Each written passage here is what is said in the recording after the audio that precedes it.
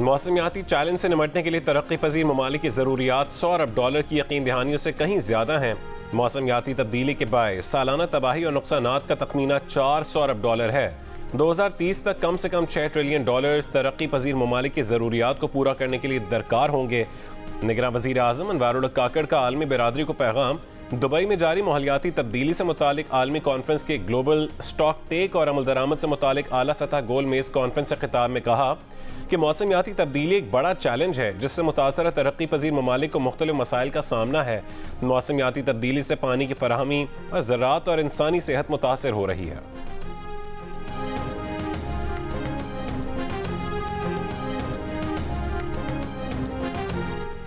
तहरीक इंसाफ का कप्तान तब्दील, पीटीआई को नया कप्तान मिल गया। बैरिस्टर गौहर खान पीटीआई के बिला मुकाबला चेयरमैन मुंतखब।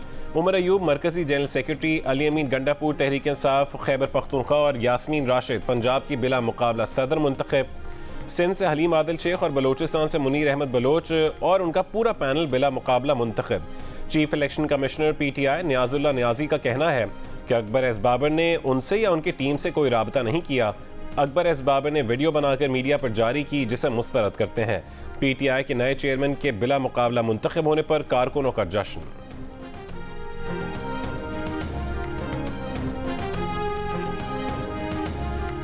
ये बताइए कि इमरान खान की पॉलिसी जो है वो थोड़ी इदारों के खिलाफ है। नहीं, हमारी कोई इदारे किसी इदारे से हमारा कोई टकराव नहीं और नहीं है उसकी पॉलिसी जो कि किसी इदारे के अच्छा, केपी में ने कभी ऐसा हमारी पॉलिसी इदारों के खिलाफ नहीं है, ना हमारा किसी इदारे के साथ टकराव है। नौ मुंतखब चेयरमैन पीटीआई बैरिस्टर गौहर खान की जियो न्यूज़ के नुमाइंदे मोहम्मद दानियाल अजीज से गुफ्तगू। कहा कि साबिक चेयरमैन पीटीआई ने उनका इंतखाब करके मौरूसी सियासत न करने का सबूत दिया। उनका जो फैसला होगा उसी पर अमल दरामद करेंगे। इलेक्शन की तैयारियां मुकम्मल हैं और इलेक्शन का इंतजार है। बोले हमारे खिलाफ 180 केसेस बनाए गए, अदलिया से भी वो रिलीफ नहीं मिल रहा जो मिलना चाहिए था।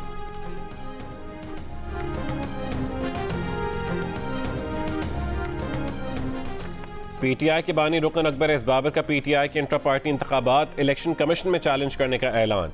कहा कि पीटीआई इंट्रा पार्टी इंतखाबात में बेज़ाब्तगी के पेश नज़र इलेक्शन कमीशन में दरख्वास्त जमा करवाई जाएगी। अकबर एस बाबर का हाई कोर्ट के फैसले के बाद पीटीआई का हिस्सा और बानी रहनुमा होने का भी दावा। कहा कि इंट्रा पार्टी इंतखाबात के सिलसिले में आज अहम प्रेस कॉन्फ्रेंस करके इंट्रा पार्टी इलेक्शन की बेज़ाब्तगियां कौम के सामने रखेंगे।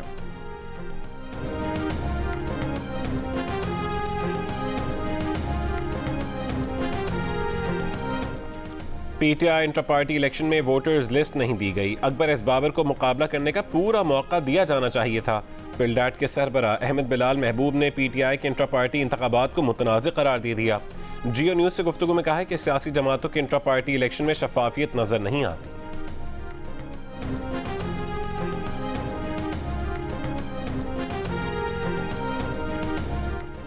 ना वोटर, ना वोटर लिस्ट, ना प्रिजाइडिंग अफसर, ना इलेक्शन प्रोसेस, ना मालूम और खुफिया मकाम। ये कैसा इलेक्शन था?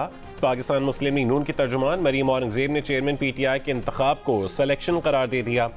कहा कि पीटीआई में एक बार फिर सिलेक्शन का अमल सिर्फ 15 मिनट में मुकम्मल हो गया।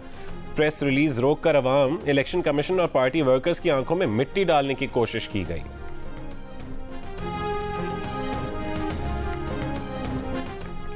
आज एक इलेक्शन हुआ, उसमें सिलेक्शन हुई। पीटीआई के इंट्रा पार्टी इलेक्शन से मुतालिक इलेक्शन कमीशन नोटिस ले। पीपल्स पार्टी रहनुमा फैसल करीम कुंडी का मुतालबा। कहा कि साबिक चेयरमैन पीटीआई को अपने लोगों में कोई नहीं मिला। जीए भुट्टो का नारा लगाने वाला जियाला ही मिला। कभी मफरूज शख्स भी इलेक्शन लड़कर जीत सकता है? मफरूज शख्स इलेक्शन जीतकर पार्टी का सूबाई सदर बन गया। बोले उस वक्त पीटीआई में बंदर बांट का सिलसिला जारी है।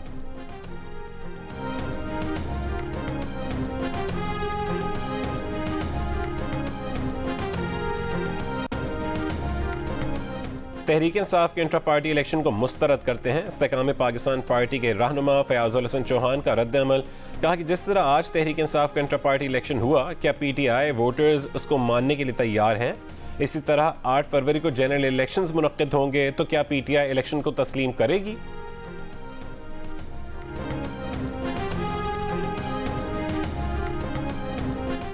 Army chief general Asim Munir का खैरपुर टामे वाली का दौरा। भावलपुर कोर की फील्ड मशकों और armour, mechanised infantry, artillery, air defence, anti tank guided missile का मुशाहिदा।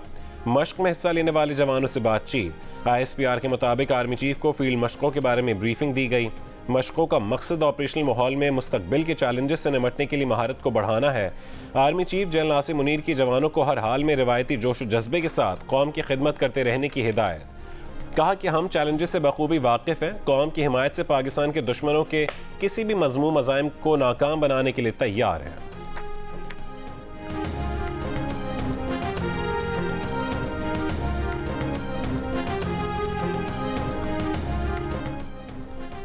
सेक्रेटरी पावर राशिद लंगड़ियाल का कहना है कि पाकिस्तानी सनत को सबसे ज़्यादा बिजली टैरिफ 41 रुपये यूनिट दिया जाता है।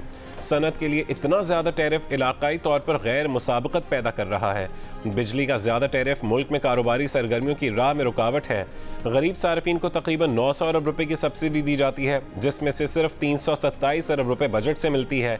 सब्सिडी का बाकी हिस्सा सनती और तिजारती और दीगर अमीर लोगों से पूरा किया जाता है। कारोबारी घराने टैक्स चोरी पॉलिसी पर गालिब ना होते तो बिजली टैरिफ 42 की बजाय 25 रुपये तक कम होता।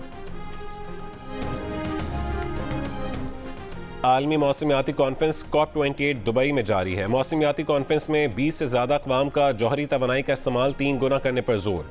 अमरीका, जापान और मुतादिद यूरोपीय ममालिक समेत 20 अक़वाम के मुश्तरका एलामिये में कहा गया कि जौहरी तवानाई ग्रीन हाउस गैसेस के सिफर अखराज को हासिल करने की कोशिशों में कलीदी किरदार अदा करती है।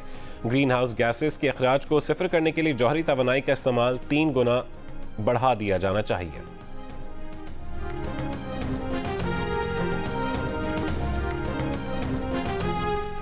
और गजा में इसराइली जाहिलियत के खिलाफ दुनिया भर में मुजाहरे। अमरीकी शहर अटलांटा में इसराइली कौंसल खाने के बाहर फ़लस्तीन के हक़ में एहतजाज के दौरान एक खातून ने खुद को आग लगा ली।